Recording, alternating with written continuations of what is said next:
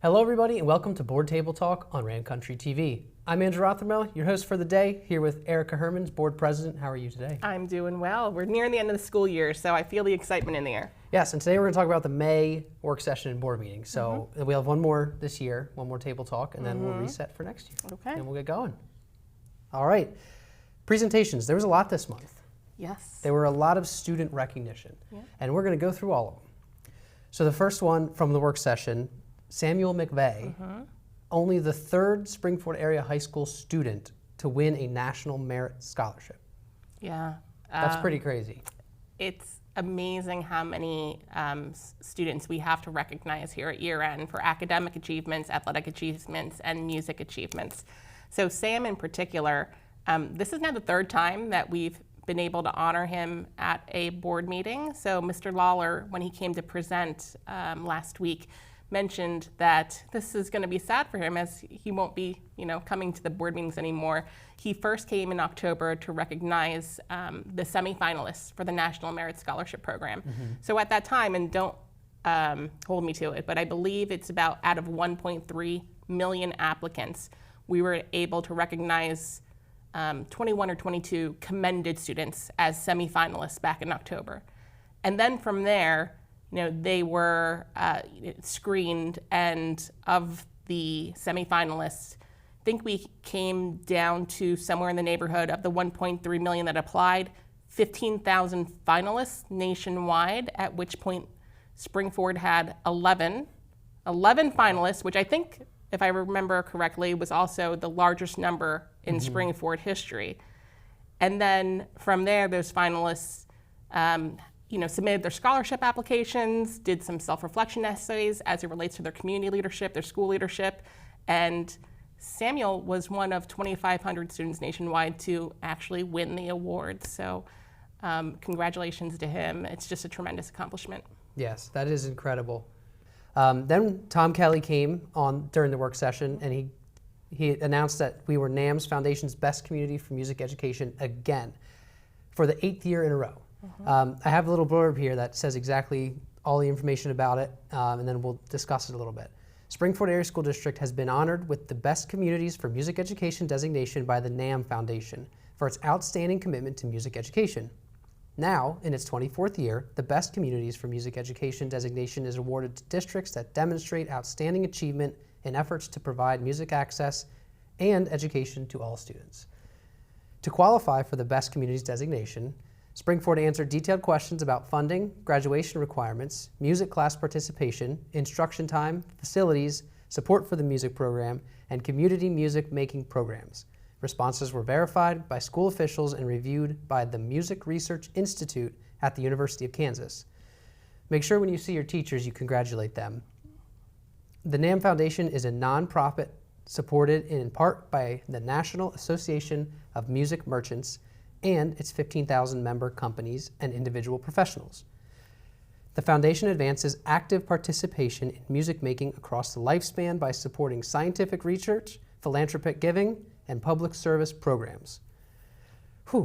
NAM is pretty big, huh? And I think they talked a little bit about it at the Brook concert, I think you had said, right? Yeah. So last week I was at Brook Elementary for the Spring Choral Concert. My son was performing. He was a first-year clarinet player and part of Ms. Schodel's choral concert. And I smiled because that was actually the day that it was announced that Springford had won this award for the 8th year in a row. And in the program, not only did it recognize that, but it also had a section dedicated to why promoting musical education is so important. And actually, I don't normally do this, but I know that I took a picture of it in my phone. So just to share some of what was mentioned in the program, the importance and benefits of music education in schools. Number 1, musical training helps develop language and reasoning. Number 2, a mastery of memorization. Number 3, students learn to improve their work. Actually, a list of 20 different reasons as to why music education is so important. And again, I never like to speak for the board, but I feel like I can confidently say that promoting this in Springford is a priority for us. So with that said, I think it's, again, just truly amazing when you think about the big picture, much like we talked about Samuel McVeigh and how he won this award out of 1.3 million applicants. there are 14,000 school districts nationwide. And of those 14,000 school districts, I don't know if Mr. Kelly mentioned it this year, but I know last year it was about 8,000 school districts that had applied. And of those 8,000 or so, I know this year it was 975 school districts nationwide that were awarded this. And so for Spring Forward to be in that class consecutively is really a testament to our students and our teachers and really our families who support, their students' musical interests. And at RCTV, we cover most of the concerts, and they're always incredible. Yeah. Always very good. So following up with the NAMM Foundation Best Community for Music Education, you said about the staff, the families, the students. We had recognized a lot of students at that same meeting. I'm going to list, I feel like I'm listing everything today, but I'm going to list the students and well, it's important to recognize their names. Yes, the recognition is very important. Stephen Cox, Andrew Quain, Aaron Wyrant, Ben Richvalsky, Catherine Mole, Bobby Palladino, Christine Sierri, Emily Stark, Andrew Yu, Erica Clemens, Carrie Valentine, Maddie D'Annunzio, Alex Quach, Sally Zhu, Leanna Tran, Patrick Kelly, Shaylin Bittner, Anjali Ganta, Sarah Rutkowski, and Connor Ellison. And that's just so many names listed that were all recognized at the board meeting for achievements in the 23-24 school year. Yeah, and so for those that may have been musicians when they were in high school, I was one. So when I hear how many kids are achieving at the district level and the regional level and the state level, like I do have a very unique lens into that to know how challenging it is to get there. So for example, I know Miss O'Day came and recognized a handful of choral students at the district and regional level. Normally when you think about districts, and again, don't hold me to this, but I believe districts is looking at schools within Montco and Bucks County. And then from there, the regional level is looking at schools, Montco, Bucks County, Philadelphia, Delco, Chester. And so when you expand the pool, obviously it's going to become more challenging to be able to achieve at that level. And one of the things that really stuck with me was Mrs. Granahan, who came, our high school orchestra director, and talked about district orchestra in particular. Now, I know how challenging it is to audition for those seats and the months of practice that go into perfecting a piece that students across the counties are all practicing and trying and vying for, a seat at the table. She had mentioned that this year there were, I want to say, the highest number of string students that have made district orchestra than in the past. And one of the things that she attributed it to was 3 years ago, the board had supported the creation of a select strings program, which is a program within the school where students have to audition for it. And because of that kind of smaller class size, in her words at the board meeting, she thinks it in large part led to like our students 3 years later having this success. And it just, again, goes back to promoting music education.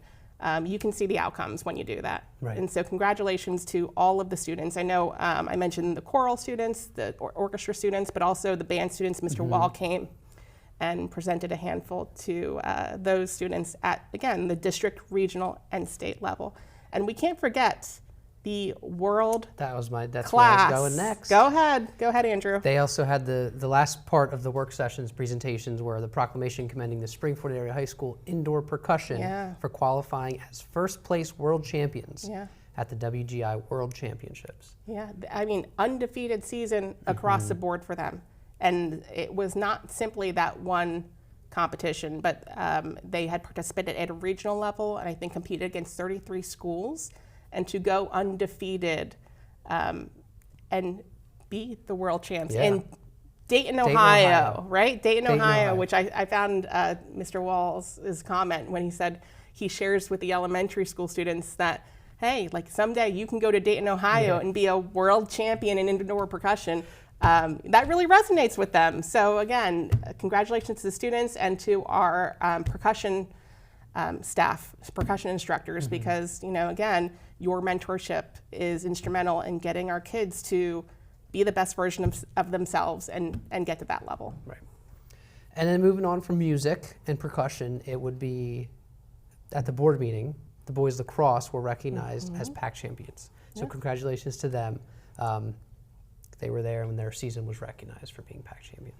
Yeah, and this is not new to them. Right. If I understand correctly, is this the 13th? It's up there. I lost count. 13th PAC championship for the boys lacrosse team. And I actually think today they have a playoff game at 3:45 at McNally, if I'm not mistaken. I just heard that like before walking into the room. So hopefully we get a lot of folks out there to cheer them on because, again, I mean, I feel like I'm a broken record here. Academic achievements, musical achievements, athletic achievements, this is what, this is why we invest in the school district in the way that we do, so that our students can have the success and learn the skills and have the experiences that are going to lead them to greater things out beyond these doors. And leading to greater things outside these doors, change over of student reps. Yeah. Arhan is moving on. He's going to the University of Michigan, and he is no longer the student rep. We had the changeover to Annika Gupta. It was very nice to welcome her last night.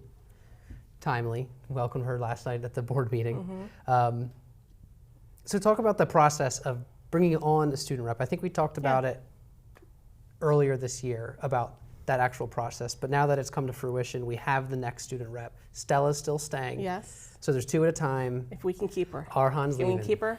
I think so. I think we'll convince her to stay another year. Yes, so the process is when you are in 10th grade, you have the opportunity to interview for a student rep position, and this is a 2-year position.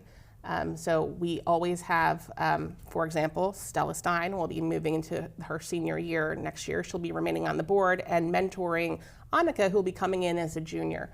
And so we have interviews every year, and the interviews are held with several board members, faculty at the high school, as well as Dr. Collier. And we ask a line of questions, very much like you were interviewing for a job, as to why you would be good for the role, why you want the role, experiences that you bring to the table. And all of that is, can be very nerve-wracking, for a young student. So we had last year, I'm not going to speak this year because I actually wasn't able to attend the interviews this year, but we did have 3 other board members sit in. But when I was there interviewing Arhan last year, I can just tell you that the talent is fierce. It is very impressive to see how our students conduct themselves with professional maturity when they are seeking, a coveted position like this. So as much as the talent was top notch, Arhan did rise to the top, and, he has been a tremendous asset to the board. I've really enjoyed getting to know him. Like I said last night, he's going to University of Michigan. I won't hold that against them as a Penn State fan and a Penn State graduate, but I know that he's going to be on to greater things and have continued success. And with that, we have Annika. And like I mentioned, we had 3 other board members attend the interview for Annika. And it was a very similar sentiment when I asked how it went. And they were just like, there was a lot of great candidates, but Annika was one that stood out for a variety of reasons. So very sweet, and obviously very achieving, ambitious, and I can't wait to see what she brings to the table. Great. And I just have to plug here for a second. Arhan was a big student in RCTV. He never really took the broadcasting class, but he joined the club. He called sports for us for the past 3 years, and he has just been an outstanding student. I can't wait to see what he goes on to do next. We're going to miss him here at RCTV. So some more bigger stuff, the budget. Let's talk about that as we're wrapping up here. The budget approved at 5.3%, right at index. Yep. Can you let us know again what index is, just as a reminder? Yeah, so absolutely. So the budget was passed yesterday, or at our voting meeting. I say yesterday, but I have to remember that these things get put out a week later. But surprise. Yeah, surprise. It was passed yesterday, and at 5.3%. So as you mentioned, the index which is a number that's set by the state, was also 5.3% this year. An index is typically a number that you cannot go above without going to voter referendum or using exceptions that you've applied for from the state. So it really kind of is the ceiling in terms of where school districts want to be, because generally speaking, when you go over index, it's it can draw some questions in the mind of the public in terms of why that is, or just some negative perceptions. I'm happy to report that it's been quite a while, and certainly not any time since Mr. Fink has been our CFO, that any exceptions or have been used, or that the district has gone over index. So 5.3%, and what goes into that? I mean, like we talked about this before, and I apologize for those who do regularly watch a show and hear me say the same thing, but when we started in November, the preliminary tax impact was somewhere in the neighborhood of about 7%. I want to say 6.9%. And so between November and now, the district has been looking at what are the needs of the district and cutting out items to be able to get down to a tax impact that is at or below index. So, what this tells me is, with the state recognizing that the index is 5.3%, and by the way, it's been on the rise the last 3 years, no surprise given that's the way that inflation has been moving, and it's the cost of doing business in schools that are rising. A lot of school districts in the area are kind of feeling the same crunch. And I mean, that goes back to a bigger systemic issue, which we've talked about, which is funding, right? The appropriate funding of public education, which, the reality lies a lot on property owners and local sources, and much less on state and federal levels. So, at the board table, we have Teresa Westwood, who is our legislative liaison. We have Mrs. Goldsmith, who's our PSBA liaison. And I know that there are a number of events throughout the year where we go to Harrisburg to try to advocate for fair funding, charter school reform, and other areas that we know are going to be important to lessening the tax impact on property owners and local taxpayers. But with that said, I take it all back to what we started out in this presentation with, which is academic achievements, musical achievements, and athletic achievements. To be able to do that and have that be sustained, and have Spring-Ford be the top school district that we are, and have that be reflected in folks' property values, you have to invest in your district. And so, I know that we had some pretty healthy debate at the board table at the work session around how do we get that number down? Well, with where the cost of doing business is, really the only way you're going to get that number down significantly is by making a big cut into one of our 3 buckets: personnel, property, or programming. And so just to give you an example, some might say, well, can't you get it down to some number, whether it be 4% or 3%? Yes, you can, but what does it take to get there? It could take something like increasing your elementary school class sizes from 25 to 30 and cutting staff. It could take the elimination of co-teaching in our middle school and high schools and cutting staff. It could be cutting the music program, right? And so those are big ticket items that, and again, I will only speak for myself, I don't have the appetite to do. Right. And as you can see with the way that we voted, it's also the will of the board that we not do. And because when you think about the short term, you impact the longer term success of the district, and you have to look at both. So that's where we are. You're right, 5.3%, and we'll see how the index lands next year, because I think that'll give us a lot of indication in terms of how we move forward. Good. And you just talked about the future of Spring-Ford. Yeah. Which we're always looking for. We're always looking, that's always great. Can you talk a little about, we have a board meeting on June 8th, Saturday board workshop with ICS. Yeah. Can you talk a little bit about, and this will be our last topic. No, graduation has to be our right, last we gotta talk topic. about graduation. Yeah, that's Good okay. call. But So that wasn't on my list. So talk about the June 8th meeting and what people can expect. It will be live on RCTV. Yep. What's that meeting for? Yeah, so as the community may know, we are now into phase 3 of the Spring City expansion and renovation project. So now that we're heading towards construction, we can begin to think about how does what are some other future planning considerations for Spring-Ford? So we've talked about at previous planning meetings how our votes on Spring City impact our ability to do things like, for example, make considerations on how should the middle school or the intermediate school be restructured. Is it really set up for success now being a 5, 6, 7 model? Or maybe is there another model that makes more sense? So it's aspects like that. It's the discussion of full day kindergarten. I've heard personally from members of the community that that is of particular interest to them. So to be able to get there, it takes long-term strategic planning. And a lot of being able to even entertain that conversation hinged on Spring City having the added capacity. So now that looks like it is continuing forward, and hopefully, project completion August 2025, we'll see, and that's what we're shooting for. We can now think about, okay, so what does elementary school look like beyond? And so it's really just about providing insight to, giving the community insight to some of the planning that's been done from the administration standpoint and our partners at ICS, just giving them kind of a bird's eye view on what's next. All right, well, if you can't make it out on June 8th, RCTV will have it. Yeah. So then the last thing, which you reminded me, thank you. Yes. Graduation, Of course. June 5th, next Wednesday. It'll be a full house. I'm looking forward to celebrating the year end. I think everyone is, and sending our seniors off with an appropriate celebration and goodbye, and hearing from the faculty, hearing from our student leaders, and seeing the families, right? Seeing the families enjoy this milestone in their children's lives. And your speech, of course. Well, I'm still working on it. We'll get there. I'm sure it'll be great. But that'll be on RCTV as well, of course, as always. So thanks for coming in today. Yeah, of course. Thanks, everybody, for tuning in to Board Table Talk. I'm Andrew Rothermel. See you next time.